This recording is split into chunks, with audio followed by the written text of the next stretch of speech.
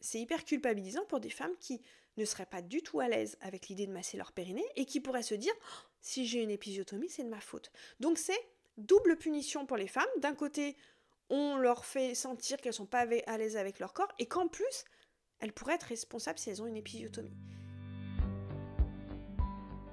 Bonjour et bienvenue dans Kiffe ton accouchement, le podcast qui dégomme les clichés sur l'accouchement. Je suis Amandine, entrepreneuse et j'adore dégommer les clichés sur l'accouchement. Ici c'est sans tabou et sans prise de tête, alors installe-toi confortablement et c'est parti pour un nouvel épisode.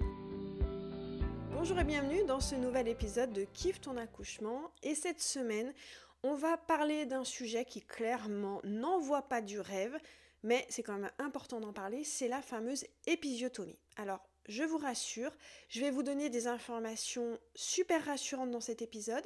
Là aussi, autour de l'épisiotomie, je trouve qu'il y a énormément de fausses croyances, d'informations fausses qui circulent, et tout ça, ça entretient encore plus la peur. Et moi, je sais que pour mon premier accouchement, c'était vraiment quelque chose qui me faisait flipper, cette épisiotomie. Pas de bol pour moi, j'en ai eu une. À l'époque, j'avais zéro information sur l'épisiotomie et avec du recul, maintenant je comprends pourquoi je l'ai eu et surtout je comprends que j'avais des choses que j'aurais pu mettre en place justement pour éviter d'avoir cette épisiotomie. Donc dans cet épisode, je vais essayer de vous donner un maximum d'informations pour que vous puissiez comprendre les facteurs qui augmentent le risque d'avoir une épisiotomie et par conséquent, les éviter autant que possible. Alors on va juste mettre les choses au clair avant de commencer. On est bien d'accord que tout ce que je vais vous partager dans cet épisode ne va pas garantir à 100% que vous n'aurez pas d'épisiotomie. Ça va dépendre d'énormément de facteurs le jour de votre accouchement. Il n'y aura que la sage-femme et le gynécologue le jour J qui pourront estimer si vous avez besoin d'une épisiotomie ou pas. Mais c'est important de savoir que souvent, l'épisio, elle résulte d'une conséquence de plein de choses sur lesquelles vous avez un vrai pouvoir et je vais vraiment tout vous expliquer dans cet épisode. Aujourd'hui, il y a beaucoup de femmes qui se trimballent la peur liée aux épisiotomies abusives dans les années 80, 90 et jusqu'aux années 2000. Il faut savoir que il y a quelques années de ça, quelques décennies, l'épisiotomie, elle faisait entre guillemets partie du package offert avec l'accouchement. C'est-à-dire que énormément de femmes avaient une épisiotomie, personne ne s'en plaignait, ça faisait partie un peu des pratiques courantes et pour beaucoup, en fait, l'épisiotomie fait partie du déroulement, alors je dirais pas normal, parce qu'on sait que c'est pas normal d'avoir une épisiotomie, mais ça fait partie du déroulement classique d'un accouchement. Ça ne choque personne d'avoir une épisiotomie. Et là aussi, c'est important justement de remettre un peu l'épisiotomie dans ce qu'elle est à la base, c'est-à-dire que c'est un geste d'urgence, c'est un geste médical d'urgence. Et c'est là où c'est un petit peu parti en cacahuète les décennies d'avant, c'est-à-dire que cette épisiotomie, c'était devenu quelque chose de presque classique. On était sorti un petit peu de ce cadre de l'épisiotomie d'urgence et c'était devenu des épisiotomies de convenance, c'est-à-dire des épisiotomies qui étaient faites pour faciliter, accélérer la dernière phase de l'accouchement alors qu'il n'y avait pas d'urgence médicale. Et c'est là où il y a eu un gros problème dans ces années-là, c'est que beaucoup de femmes ont eu des épisiotomies qui n'étaient absolument pas justifiées. C'est pourquoi aujourd'hui on se trimballe un petit peu cette peur de se dire « Oh là là, il y a plein de femmes qui ont eu des épisiotomies, j'ai un peu l'impression que ça fait partie du déroulement classique de l'accouchement, que c'est difficile de l'éviter, alors que l'épisiotomie, c'est, si je devais simplifier, l'épisiotomie, en dehors de toute urgence médicale, parce qu'effectivement, cette épisiotomie, des fois, elle est justifiée, en dehors de ça, c'est souvent malheureusement la conséquence d'une surmédicalisation de votre accouchement, et là aussi, je vais tout vous expliquer dans cet épisode. Pour commencer, je vais poser le décor, et je vais vous donner quelques chiffres concernant les épisiotomies ces dernières années en France. Donc le taux d'épisiotomie en France pour les primipares c'est celles dont c'est le premier accouchement. En 1998, il y avait 71% des primipares qui avaient une épisiotomie, donc près de 7 femmes sur 10. En 2010, on est passé à 44% et en 2016 à 34%. Entre 1998 et 2016, les épisiotomies ont quasiment diminué de moitié. Et ces chiffres, ils sont hyper importants parce que qu'est-ce qui justifie qu'il y avait autant d'épisiotomies dans les années 90 et pourquoi ce chiffre a baissé? Est-ce que les femmes d'avant avaient un périnée plus pourri qu'aujourd'hui ou est-ce que tout simplement c'est les pratiques qui ont évolué? Donc sans grande surprise, c'est les pratiques qui ont évolué. Et je trouve que ces chiffres ils sont hyper intéressants parce qu'ils mettent vraiment en lumière quand même un effort des équipes médicales pour éviter l'épisiotomie autant que possible et surtout pour mieux accompagner les femmes et leur éviter d'avoir une épisiotomie. Quand on regarde les chiffres, on comprend mieux finalement que cette épisio, elle est redevenue ce qu'elle était à la base, c'est-à-dire un geste médical d'urgence qui est appliqué aux femmes quand il y a un vrai risque pour leur santé ou pour celle de leur bébé. Et pourquoi ce chiffre était autant élevé dans les années 90 et début des années 2000 ? Il y a quand même un facteur qui est hyper important de souligner et qui, à mon avis, a quand même beaucoup justifié ces épisiotomies, c'est que pendant très longtemps, elles étaient prises en charge par la sécurité sociale. Elles étaient remboursées. C'est-à-dire que quand un gynécologue faisait une épisiotomie, il était payé pour ça. Le périnée des femmes était un vrai business et malheureusement, il y a beaucoup de soignants malveillants qui, pour accélérer le processus de l'accouchement parce qu'ils avaient un petit peu autre chose à faire que rester des plombes à attendre que le bébé sorte, pour aussi se faire de l'argent, ils faisaient ces fameuses épisiotomies de convenance. C'est pour ça qu'il y a énormément de femmes qui avaient des épisiotomies pas forcément justifiées, parce que le gynécologue, il avait peut-être un restaurant après, une partie de golf, on est dans le cliché total, mais les chiffres sont là, et certains gynécos pas très bienveillants s'en fichaient un petit peu finalement des conséquences de cette épisiotomie sur une femme et ils préféraient, eux, accélérer les choses pour pouvoir passer à autre chose, pour pouvoir soit enchaîner les accouchements, soit carrément aller déjeuner avec leurs potes, et ils préféraient couper le périnée pour accélérer la dernière phase de l'accouchement. Et c'est ça une épisiotomie de convenance, c'est-à-dire qu'il n'y a rien qui justifie le fait de couper le périnée de la femme, juste parce que le gynéco est pressé et parce qu'il sait qu'à la fin, il y aura une facture, il va toucher de l'argent là-dessus. Et donc, dans ces années-là, il y a eu énormément d'épisiotomies qui ont été faites. Et qu'est-ce qui a fait que ces chiffres ont baissé ? C'est que, dans un premier temps, les épisiotomies ne sont plus remboursées, donc les gynécologues n'ont plus aucun intérêt financier à vous faire une épisiotomie. Donc, c'est plutôt rassurant de savoir que, c'est rassurant et pas en fait. C'est rassurant de savoir qu'ils vont plus vous faire des épisiotomies comme ça, mais c'est un peu flippant de se dire que pendant des années, en fait, il y en a qui se sont pas gênés pour se faire du beurre sur le périnée des femmes et qui ont coupé sans nécessité, juste par appât du gain. Et là, je trouve que c'est quelque chose qui est quand même assez problématique, mais voilà. C'est quand même des pratiques qui changent. Donc, la bonne nouvelle de cet épisode, c'est vraiment de vous dire que maintenant, les épisiotomies sont faites uniquement en cas d'urgence. C'est-à-dire que l'épisio, elle est redevenue ce qu'elle était à la base, c'est-à-dire qu'elle est faite s'il y a un problème de santé pour vous ou pour votre bébé. Et s'il n'y a pas de souci de santé, maintenant, il ne s'embête plus, entre guillemets, à vous faire une épisiotomie si elle n'est pas justifiée. Par contre, ces chiffres, ils sont très différents encore d'une maternité à l'autre, et là, c'est aussi important d'aller un petit peu creuser ces chiffres et comprendre cette différence. Et donc, l'autre jour, je suis allée sur Internet et j'ai farfouillé un petit peu pour aller voir les chiffres selon certaines maternités. Et donc, il y a un site internet qui référence toutes les maternités d'Île-de-France et qui donne différents chiffres, notamment le chiffre d'épisiotomie par maternité. Et donc, je suis allée farfouiller, évidemment, par curiosité, pour voir un petit peu les chiffres des différentes maternités. Et je suis tombée sur 2 chiffres un petit peu extrêmes d'une maternité à l'autre. Dans la maternité de Conty, alors je ne sais pas du tout où c'est, parce que moi je suis en région lyonnaise, mais ils ont 0,2% d'épisiotomie. C'est-à-dire que moins d'une femme sur 100 a une épisiotomie. Donc je trouve ce chiffre hyper rassurant et surtout il montre que la plupart du temps, il n'y a pas besoin d'avoir une épisiotomie. Par contre, il y a une autre maternité, la maternité de Mousseau, qui elle a 12,5% d'épisiotomie. Près de 13 femmes sur 100 qui ont une épisiotomie. Ça fait quand même un sacré écart. Ça fait quand même presque 62 fois plus de chances, de risque d'avoir une épisiotomie dans la maternité de Mousseau par rapport à la maternité de Conty. Là, ce qui est intéressant, encore une fois, c'est de se poser la question, pourquoi il y a un tel écart ? Est-ce que le problème vient des femmes ou est-ce que le problème vient de la maternité ? Est-ce que dans la maternité de Conty, il n'y a que des femmes qui ont des périnées hyper souples, hyper flexibles, qui n'ont pas besoin d'épisiotomie, et dans la maternité de Mousseau, c'est que des femmes qui ont un périnée pourri, défaillant et qui ont besoin d'une épisiotomie ? Ou est-ce que c'est plutôt que dans ces 2 maternités, il y a un accompagnement qui est complètement différent. Est-ce que dans la maternité de Conty, on ne serait pas plus sur un accompagnement physiologique où on laisse les femmes accoucher comme elles veulent et donc forcément ça va diminuer le risque d'épisiotomie? Et est-ce qu'à Mousseau, ils n'auraient pas plus tendance à médicaliser l'accouchement, à imposer aux femmes d'être allongées, d'avoir une péridurale, et forcément, tout ça peut amener à une épisiotomie. Et sans grande surprise, le problème ne vient pas des femmes, ni de leur périnée, ni de leur corps, ni de leur compétence à mettre leur bébé au monde. Là, le problème vient clairement de l'accompagnement.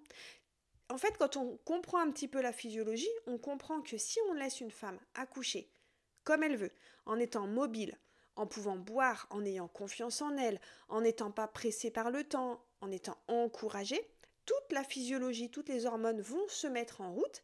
Cette femme va être shootée aux hormones, ce qui va, dans un premier temps, faciliter le bon déroulement de son accouchement, mais surtout, ce cocktail hormonal va aussi assouplir son périnée. Et donc, si cette femme accouche à quatre pattes, debout, sur le côté, en étant shootée aux hormones, le bébé sortira beaucoup plus facilement qu'une femme qui est allongée, sous péridurale, qui n'a pas eu ce cocktail hormonal, qui ne sent pas le moment de pousser, qui va peut-être abîmer son périnée, et surtout, la sortie de son bébé va pas être facilitée. Ce qui va peut-être amener à une épisiotomie.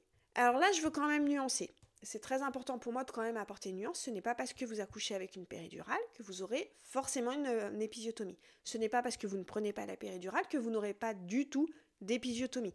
Il y a quand même plein de choses qui entrent en compte, mais globalement, très souvent, ce qui ressort, c'est qu'une femme qui n'a pas de péridurale et qui est mobile a moins de risque d'avoir une épisiotomie qu'une femme qui a une péridurale, qui est allongée, qui ne sent pas le moment de pousser et qui peut augmenter le risque. Mais j'ai plein de récits de femmes qui accouchent avec une péridurale, qui sont allongées sur le dos et qui n'ont pas forcément besoin d'une épisiotomie. C'est important pour moi que ce soit clair pour pas encore une fois diaboliser le fait de prendre la péridurale en vous disant parce que vous prenez la péri, vous aurez une épisiotomie.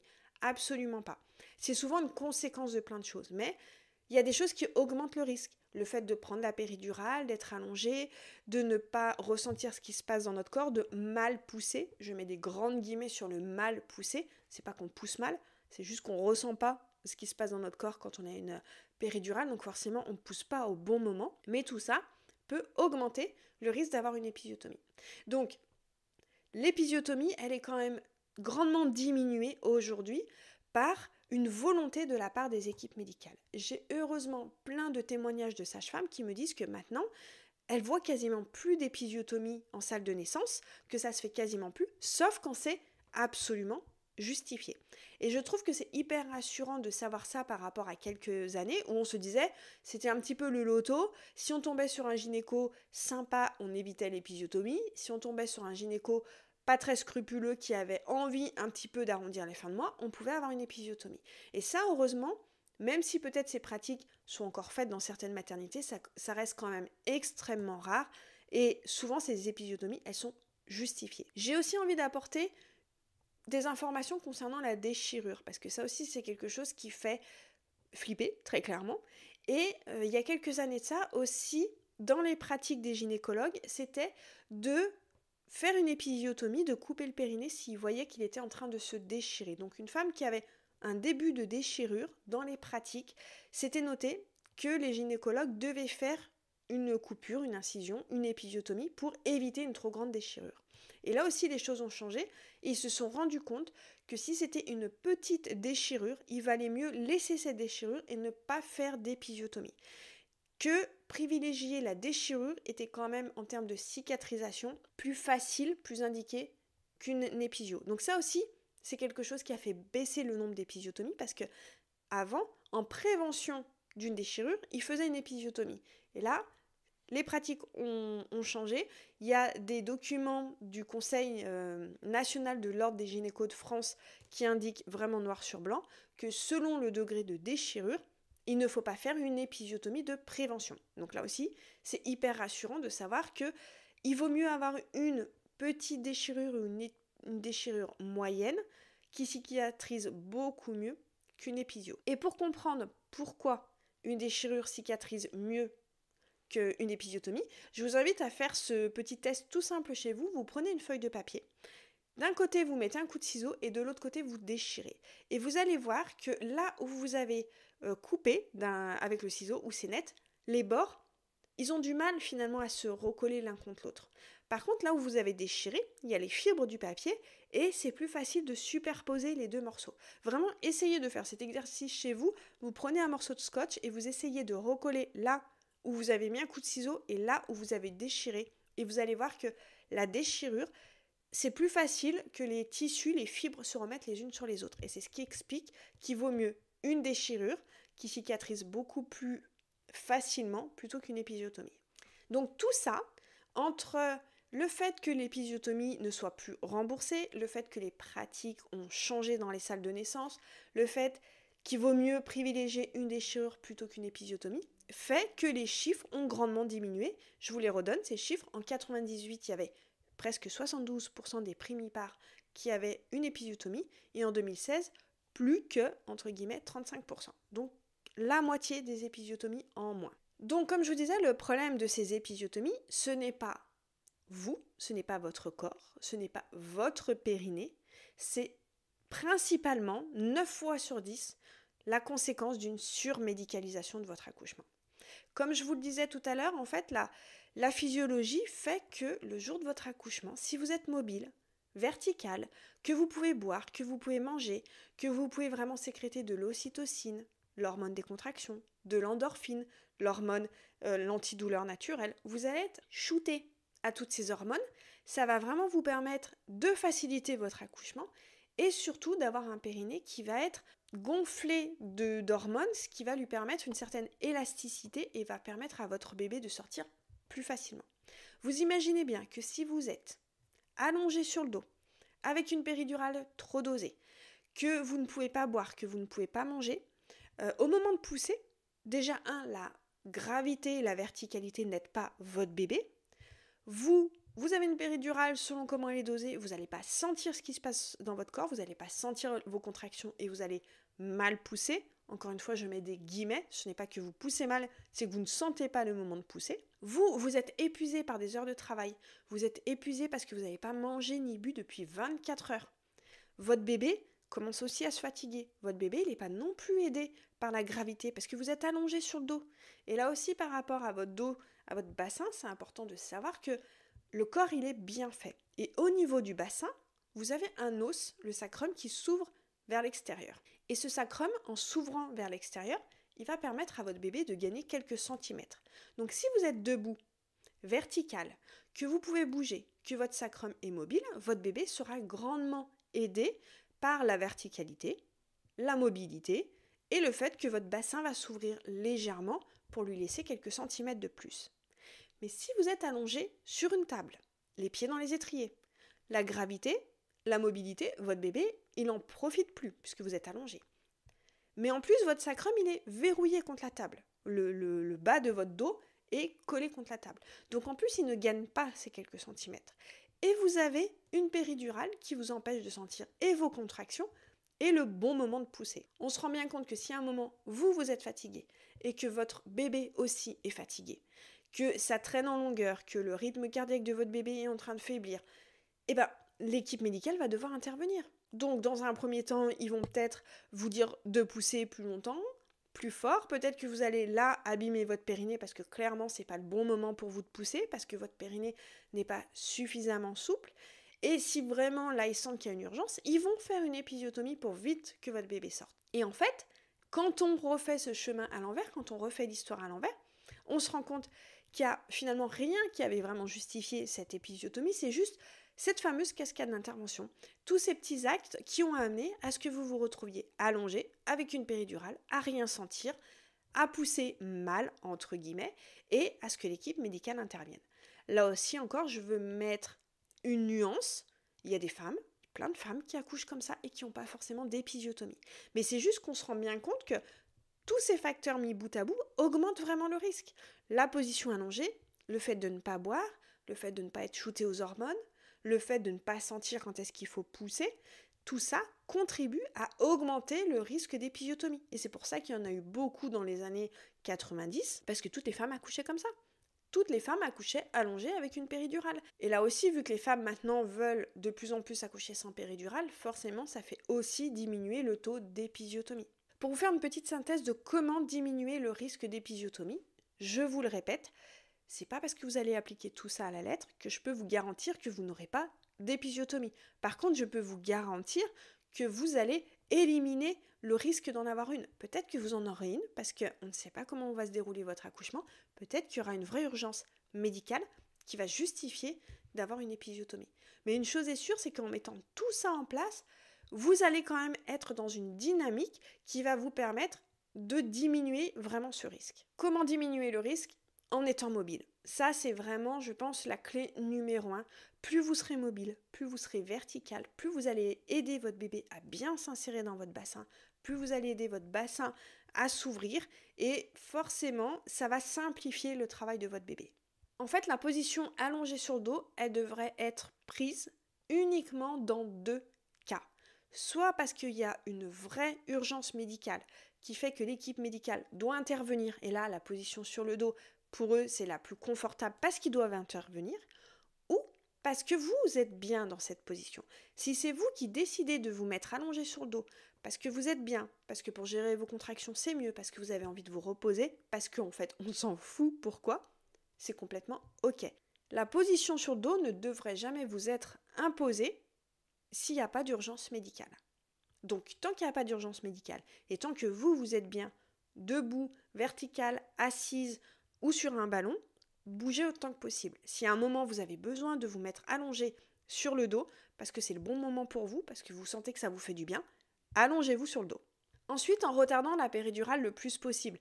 Plus vous prenez la péridurale tôt, plus vous allez être allongé sur le dos tôt, et plus vous allez avoir cette fameuse cascade d'intervention, c'est-à-dire péridurale, position allongée, ne pas pouvoir boire ni manger, un monitoring pour surveiller, et là, ça peut compliquer votre travail. Imaginez votre bébé, lui, il a besoin de verticalité, de mobilité pour bien descendre. Là, au lieu de descendre à la verticale, il doit sortir à l'horizontale. Donc ça l'aide pas du tout et ça peut le fatiguer.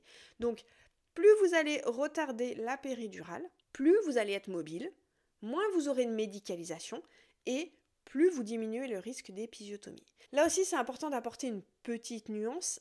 Votre accouchement, ce n'est pas une bataille contre la péridurale. Moi, je vous indique qu'il vaut mieux retarder la péridurale autant que vous pouvez, mais si vous sentez à un moment que vous avez besoin de la péridurale, il ne faut pas tomber non plus dans le scénario catastrophique. Sous prétexte que vous avez une péridurale, vous allez avoir une épisiotomie. Pas du tout. Je vous le répète, pas forcément. Moi, dans la team, mon accompagnement de groupe, c'est des femmes qui veulent accoucher sans péridurale. Donc, je les accompagne dans ce sens, je leur donne toutes les informations, la confiance, les connaissances pour qu'elles puissent aller le plus loin dans leur projet sans péridurale. Mais c'est aussi important pour moi qu'elles aient les informations si elles décident de prendre la péridurale à un moment. Parce que l'idée, c'est qu'elles gardent un bon souvenir de leur accouchement. Et s'il y a un moment où elles ont besoin de la péridurale, c'est complètement OK. Ce que j'ai envie, moi, c'est de leur transmettre les informations pour qu'elles puissent intégrer cette péridurale le mieux possible à leur accouchement et éviter justement autant que possible toute cette médicalisation. Et donc dans la team, mon accompagnement de groupe, il y a des femmes qui prennent la péridurale mais qui n'ont pas d'épisiotomie parce que justement elles ont pu mettre en place tout ça. Elles ont retardé la péridurale autant que possible, elles ont demandé une péridurale pas trop dosée, elles ont essayé de rester un petit peu mobiles, de se mettre sur le côté, de bouger un petit peu pour aider le bébé et elles ont essayé de pousser quand elles en ressentaient le besoin. Si la péridurale s'est estompée à la fin du travail, elles ont senti les contractions qui revenaient, elles ont senti le moment de pousser, elles ont poussé au bon moment et tout ça a préservé leur périnée et elles ont évité l'épisiotomie. Donc c'est important pour moi de vous rappeler que c'est pas parce que vous prenez la péridurale que vous aurez forcément une épisiotomie. Le fait d'avoir une péridurale posée très tôt, d'être privé de boire pendant des heures, d'être épuisé, d'avoir un bébé qui se fatigue, de rien ressentir de ce qui se passe dans le bas de notre corps, ça augmente quand même le risque.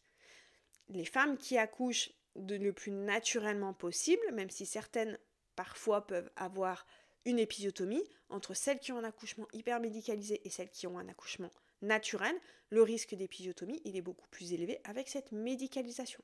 Donc je le répète encore une fois, le problème, ce n'est pas votre corps, le problème, ce n'est pas votre périnée, ce n'est pas que vous n'étiez pas assez préparé. Très souvent, en dehors d'une vraie urgence médicale, le problème de l'épisiotomie, c'est cette surmédicalisation. C'est cette cascade d'intervention qui amène à ce que vous vous retrouviez allongé, les pieds dans les étriers, à ne plus rien ressentir. Le troisième point pour diminuer le risque d'épisiotomie, c'est de boire. Il y a encore malheureusement trop de femmes qui sont privées de boire pendant l'accouchement. Et ça, c'est important de rappeler que dans les recommandations de l'OMS et de la Haute Autorité de Santé, c'est écrit noir sur blanc qu'il n'y a plus aucune raison d'interdire les femmes de boire pendant l'accouchement. Il y a des études qui montrent qu'il n'y a plus aucune raison d'interdire les femmes de boire pendant l'accouchement. Si vous voulez en savoir plus, je vous explique en détail les raisons de cette interdiction et pourquoi elle est complètement délétère dans l'épisode 24 de mon podcast. Donc, buvez. Buvez et mangez selon votre envie, selon vos besoins. Il y a des femmes qui n'ont pas forcément faim pendant l'accouchement, mais soif. C'est rare qu'on arrive à rester 24 heures sans boire. Et le fait de ne pas boire, ça va vous stresser, ça va vous empêcher de sécréter de l'ocytocine, l'hormone des contractions, ça va vous empêcher de sécréter l'endorphine, l'antidouleur naturelle, ça va vous empêcher de vous détendre, vous allez être focus sur cette sensation de soif, et peut-être qu'à un moment vous allez craquer pour la péridurale, parce que vous n'en pouvez plus, vous êtes épuisé, et vous allez encore une fois peut-être tomber dans cette cascade d'intervention. Donc le fait de boire vous permettra d'avoir de l'énergie, la motivation, tout ce qu'il faut pour retarder la péridurale et surtout pour sécréter le cocktail hormonal qui va vous permettre d'avoir un périnée qui va plus facilement laisser passer votre bébé. Et la quatrième chose qui peut diminuer le risque d'avoir une épisiotomie, c'est de ne pas pousser comme une forcenée. Ce qu'on voit à la télé, j'en suis sûre que vous avez déjà toutes vu ce scénario où on voit une femme allongée qui pousse mais pendant des heures à s'en faire péter les yeux, qui transpire, qui a les cheveux collés sur le front, qui est rouge écarlate. J'ai même vu l'autre jour une vidéo d'une influenceuse qui montrait en rigolant qu'elle avait les vaisseaux des yeux qui avaient pété tellement elle avait poussé fort. Mais en fait, il n'y a rien de risible là-dedans. Cette poussée dirigée, c'est clairement la conséquence directe d'une hypermédicalisation de l'accouchement. C'est-à-dire que la femme a tellement été shootée avec la péridurale qu'elle ne ressent plus rien et qu'elle est obligée de pousser comme une folle pour faire sortir son bébé parce qu'elle pousse mal, parce qu'elle ne ressent pas le moment de pousser, parce qu'elle est épuisée, parce qu'elle a perdu ses sensations. En fait, c'est pas risible du tout de se rendre compte que c'est saine, c'est juste banaliser cette hypermédicalisation. Donc, si vous avez une péridurale qui n'est pas très dosée à la fin de votre accouchement, ou si vous n'avez pas du tout de péridurale, vous allez ressentir le bon moment de pousser. En fait, vous allez avoir ce réflexe d'éjection, c'est-à-dire que votre corps, il va pousser votre bébé à l'extérieur sans que vous ne puissiez contrôler quoi que ce soit. C'est un réflexe. C'est incontrôlable, c'est inarrêtable aussi, c'est important de le dire, parce que des fois, il y a des sages-femmes qui disent aux femmes « arrêtez de pousser ». Non, c'est pas possible, c'est le corps qui pousse. Cette poussée naturelle, ce réflexe d'éjection de poussée, forcément, il facilite grandement la sortie du bébé parce que c'est votre corps qui pousse quand il est prêt, qui pousse au bon moment, qui pousse à la bonne intensité. Complètement à l'opposé d'une poussée dirigée, où c'est la sage-femme qui vous dit quand pousser, comment pousser, et que pour votre corps, c'est pas du tout ce qu'il lui faut, c'est pas la bonne synchronisation. Donc si vous retardez la péridurale, elle va s'estomper, vous allez arriver à un moment où vous allez ressentir les contractions, ressentir les sensations, ressentir ce moment où il va falloir pousser. Et ça, vraiment, si vous écoutez mes épisodes de podcast, c'est vraiment quelque chose, les femmes disent c'est indescriptible en fait. Ce réflexe de pousser, c'est vraiment, on sent que c'est le corps qui prend le contrôle, qui sait exactement quand pousser, comment pousser, il n'y a rien à faire, juste à se laisser guider par ses sensations. C'est un peu, ce réflexe de pousser, c'est pas du tout glamour, mais pour comprendre, c'est un peu comme un éternuement ou les vomissements. Ce sont deux réflexes, vous pouvez pas vous retenir d'éternuer. On peut, mais on sent que c'est hyper violent. Par contre, on peut clairement pas se retenir de vomir. Quand on a envie de vomir, ça arrive, le corps il fait sortir ce qu'il a à faire. On n'est pas obligé de se dire, allez là, à ce moment-là, je fais un réflexe qui fait que je vais vomir. Non. Notre corps, il fait sortir ce qu'il a à faire, c'est incontrôlable. On ne peut pas s'arrêter, on ne peut pas gérer le truc. Là, le réflexe de pousser, c'est pareil. C'est-à-dire que votre corps, il prend le contrôle, il fait sortir votre bébé, vous ne pouvez rien y faire. Et ça va à l'opposé de cette fameuse poussée dirigée, où on voit des femmes qui poussent pendant des heures et des heures. Donc, les 4 choses pour diminuer le risque d'épisiotomie, c'est de rester mobile et vertical autant que possible, de retarder la péridurale, de boire autant que vous souhaitez et de ne pas pousser. Si vous n'avez pas de péridurale ou si elle est faiblement dosée, d'attendre ce fameux réflexe d'éjection de poussée. Quand on parle périnée, on parle aussi très souvent du massage du périnée. Alors là aussi, j'avais envie de vous apporter quelques informations surtout mon point de vue concernant le massage du périnée. Ce que je trouve hallucinant aujourd'hui avec ce massage du périnée, c'est-à-dire que déjà, tout le long de notre vie de femme, notre périnée, notre intimité, notre sexe, c'est tabou. Faut pas qu'on en parle, faut pas qu'on le regarde, faut pas qu'on le touche. On est enceinte et d'un coup, il faudrait qu'on soit super à l'aise avec ça. C'est-à-dire que on sait même pas trop où est notre périnée. Il y a des femmes qui n'ont jamais regardé leur intimité, leur sexe, ne savent à peine à quoi ça ressemble. Et il faudrait là être super à l'aise avec l'idée de se mettre un doigt dans le vagin, de se masser le périnée pour éviter l'épisiotomie. Donc déjà ça, pour moi, je trouve ça une aberration, c'est-à-dire que il y a limite quelque chose de culpabilisant pour les femmes qui sont pas à l'aise avec le massage du périnée, c'est que on leur dit là d'un coup, sois super à l'aise et sais exactement où est placé ton périnée et sois suffisamment à l'aise pour pouvoir le masser. C'est hyper culpabilisant pour des femmes qui ne seraient pas du tout à l'aise avec l'idée de masser leur périnée et qui pourraient se dire oh, si j'ai une épisiotomie, c'est de ma faute. Donc c'est double punition pour les femmes. D'un côté, on leur fait sentir qu'elles ne sont pas à l'aise avec leur corps et qu'en plus, elles pourraient être responsables si elles ont une épisiotomie. Moi, je trouve que ce massage du périnée, c'est une aberration complète parce qu'on dit aux femmes, massez-vous le périnée, mais ces mêmes femmes, on les fout allongées avec une péridurale archidosée, on les fait pousser comme des forcenés, et on va leur dire que c'est peut-être grâce au massage du périnée qu'elles vont éviter l'épisiotomie, mais en fait, on marche sur la tête. Donc le massage du périnée, c'est complètement ok si vous êtes à l'aise avec votre corps, si ça vous permet d'être à l'aise avec votre corps, si ça vous permet d'avoir encore plus confiance en vous, si ça vous permet d'explorer votre intimité, votre corps et de vous dire ok, je sais où est mon périnée, j'ai fait le massage du périnée, je suis plus confiante et plus rassurée, mais en fait ça ne sert à rien si vous n'avez pas en amont toute la connaissance et la confiance par rapport à l'accouchement. Si vous avez une connaissance en votre corps, les hormones, la physiologie, vous savez que vous pouvez boire, que vous connaissez le déroulement de l'accouchement, que vous avez vraiment toutes les informations et la confiance pour faciliter votre accouchement. Et en fin de grossesse, vous vous massez le périnée, c'est le petit plus, c'est la cerise sur le gâteau qui va vraiment vous permettre d'être au top. Mais ça sert à rien de vous masser le périnée si c'est pour vous retrouver allongé, à accoucher comme dans Baby Boom, où là, forcément, il y a plein de choses. Le massage de votre périnée va servir strictement à rien, en fait. Et c'est là où je trouve que c'est encore une fois culpabilisant, parce que c'est faire croire aux femmes qu'elles ont la responsabilité de cette épisiotomie ou pas, alors que l'épisiotomie, je vous rappelle, c'est juste la conséquence d'une hypermédicalisation. Et faire croire aux femmes qu'en se massant le périnée, elles vont diminuer ce risque, alors que si elles tombent sur une sage-femme qui ne va pas l'encourager, qui va lui proposer la péridurale, un anesthésiste qui s'en fout, qui lui met une péridurale archidosée, un gynécologue qui s'en fout, qui va lui faire une épisiotomie pour faciliter le travail, le massage du périnée n'aura pas servi à grand-chose. Par contre, cette femme, elle va se trimballer la culpabilité de se dire oh, si j'avais su, je me serais peut-être un peu plus massé le périnée, et elle va subir aussi les conséquences de cette épisiotomie. Et c'est là où je trouve que le massage du périnée, c'est limite malhonnête, c'est encore une fois faire croire aux femmes que leur périnée serait potentiellement défaillant et qu'elles auraient besoin de le masser pour qu'il soit au top le jour J, en occultant complètement le fait que ce qui augmente le risque d'épisiotomie, c'est cette fameuse cascade d'intervention, c'est l'hypermédicalisation de l'accouchement. Et là, on fait encore porter aux femmes la responsabilité d'une éventuelle épisiotomie, en se disant « Nous, on a fait ce qu'on avait à faire, madame.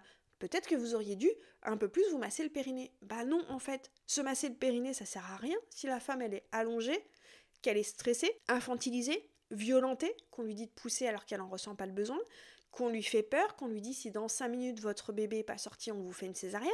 Le massage du périnée, il servira strictement à rien. C'est un vrai travail en amont d'éducation, de connaissance et de confiance. Là, ça, c'est utile pour éviter l'épisiotomie. Donc voilà mon avis sur le massage du périnée. Vous comprenez, je pense que je ne suis pas une grande fan du massage du périnée, sauf si pour vous c'est le petit plus qui vous permet d'être au top. Mais si vous arrivez en fin de grossesse, que vous êtes pas massé le périnée, que vous n'y arrivez pas parce que vous avez un gros ventre, parce que c'est désagréable, parce que c'est douloureux, parce que vous n'avez pas envie, c'est complètement ok, c'est pas ça qui va changer grand-chose. Ce qui va changer, c'est toute votre connaissance, votre confiance, ce travail de déconstruction de vos peurs, de vos croyances, cette nouvelle vision que vous allez avoir de l'accouchement. Et ça aussi, c'est toutes des choses que je vous partage dans mes programmes vidéo où je vous donne vraiment toutes ces informations pour avoir une vision beaucoup plus rassurante de l'accouchement, savoir ce que vous allez pouvoir mettre en place pour le faciliter, le rôle des hormones, du néocortex, enfin vraiment tout ce qu'il faut pour faciliter votre accouchement. C'est ça qui est important. C'est cette connaissance et ce savoir qui est important. Et la confiance que vous allez avoir en votre corps, c'est pas le massage du périnée qui va être déterminant. Donc c'est pas parce que vous massez pas le périnée que vous allez augmenter le risque d'avoir une épisiotomie. Je pense que là, vous l'avez bien compris dans cet épisode. Ce qui fait que vous allez diminuer le risque, c'est toute la connaissance en votre corps que vous allez avoir, toute la confiance en votre corps. Si vous êtes persuadé que votre corps est capable de laisser passer votre bébé, vous allez lâcher prise, vous allez être beaucoup plus à l'écoute de votre corps le jour de votre accouchement. Si vous êtes pétrifié de peur, si vous êtes persuadé que vous ne savez pas faire, que votre corps ne sait pas faire, que vous avez besoin d'un médecin, là aussi ça peut avoir un impact finalement parce que vous allez vous crisper, vous n'allez pas lâcher prise, vous n'allez pas être détendu. Donc si vous pouvez faire ce travail en amont de connaissance, de confiance en vous, pour comprendre tout ce processus de l'accouchement, pour comprendre aussi tout l'impact de la cascade d'intervention. Là aussi, dans l'épisode numéro 5 sur la cascade d'intervention, vous allez mieux comprendre l'impact de la surmédicalisation. Dans mon épisode 20, je vous parle justement du cocktail hormonal. Dans l'épisode 30, je vous parle des besoins de la femme qui accouche, l'environnement. Vous avez aussi plein de récits d'accouchement. Tout ça, ça va vraiment vous permettre de comprendre que cette épisiotomie, il y a plein de choses que vous allez pouvoir mettre en place pour l'éviter autant que possible. Et là aussi, je trouve que c'est hyper rassurant. Plutôt que de se dire « Oh là là, j'ai super peur d'avoir l'épisiotomie », et ça c'est complètement ok, j'ai super peur d'avoir une épisiotomie, croisons les doigts pour pas en avoir une, là vous vous dites « J'ai super peur de l'épisiotomie, mais j'ai les connaissances, la confiance pour comprendre ce qui va pouvoir éviter autant que possible cette épisiotomie. » Et forcément, vous allez avoir moins peur de l'épisiotomie. Souvent, ce qui augmente la peur, c'est l'inconnu, le manque de connaissances, qui fait que ça nous paraît encore plus affreux. Mais quand on va se renseigner, on se rend compte que finalement, vous avez plein de choses à mettre en place le jour de votre accouchement pour le diminuer autant que possible, ce risque. Je vous répète encore une fois, je me répète, je vous garantis pas que vous n'en aurez pas, mais en mettant en place tout ça, vous allez vous rendre compte que vous allez grandement le diminuer. Donc voilà mes conseils pour éviter autant que possible l'épisiotomie, la déchirure et mon avis sur le massage du périnée. J'espère que cet épisode vous a été utile. N'hésitez surtout pas à me laisser un avis si cet épisode vous a plu. Ça me fait toujours plaisir de lire vos retours. Ça me permet vraiment de m'améliorer et aussi d'aborder des sujets qui sont souvent demandés. N'hésitez pas non plus à m'envoyer un message sur Instagram si vous avez des questions sur la team, mon accompagnement de groupe, sur mes programmes ou sur n'importe quel autre sujet en général. Je réponds à tous les messages et je vous dis à la semaine prochaine pour un prochain épisode de Kiffe ton accouchement.